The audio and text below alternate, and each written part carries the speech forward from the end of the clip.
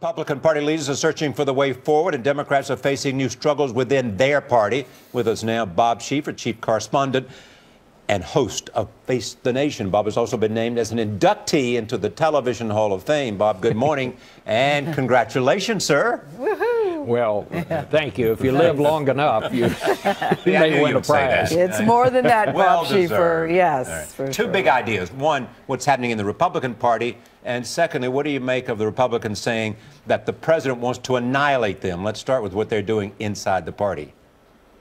Well, you heard Haley Barbour earlier this morning, and I think he kind of speaks for a lot of Republicans when he said, we thought this was an election we should have won. I don't know if they should have, but I think they very well could have, because, you know, you started out with very high unemployment. You had an economy that was not in great shape.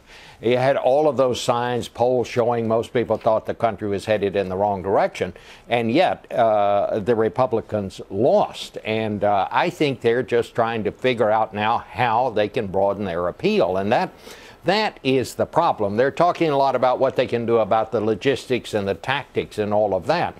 But what they have to do is find some way to appeal to young women, to Asians, to Hispanics, to African Americans, and to people who, you know, are not the kind of the folks that sit around the men's grill at the country club, a bunch of old white guys. They're doing pretty well with some of them, but they've just got to find a way to get beyond that. And I think that's what they're doing right now. You heard Bobby Jindal in a speech he made last night said, we've got to stop saying stupid things. And that's just kind of basic. But, you know, parties have a way. They have a way of coming back. And what they'll be able to do, we'll see. But at least they recognize they got a problem, I would think. And Bob, I want to turn to the issue of gun control, because certainly we saw Democratic Senator Feinstein introduce that legislation yesterday. And now it appears the president and the vice president are going to take their case directly to the American people to try and build some support. But it appears that Harry Reid, the Democratic leader in the Senate, may be one of the roadblocks. Well, Harry Reid is up for re-election in 2014. He comes from a western state where this is a very, very serious issue to a lot of people out in that part of the world. People who live out in remote areas, you know, they feel like they need to have a gun. So this is going to be tough. I don't know if this assault weapons ban is going to pass or not.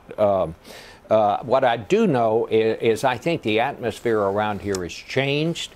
I think before this session of Congress is passed, there will be something done, whether it's background checks, something else, to strengthen these gun laws. It's just Newtown changed things around here. I really think it was going to be a tipping point. I think what the administration is trying to do is build support out in the country so that Washington will take notice. But this is going to be a tough one. Dianne Feinstein is going to be with us Sunday to talk about it on Face the Nation. But this is something you're going to hear a lot about in the coming months, I think. All right, Bob Schieffer, thank you.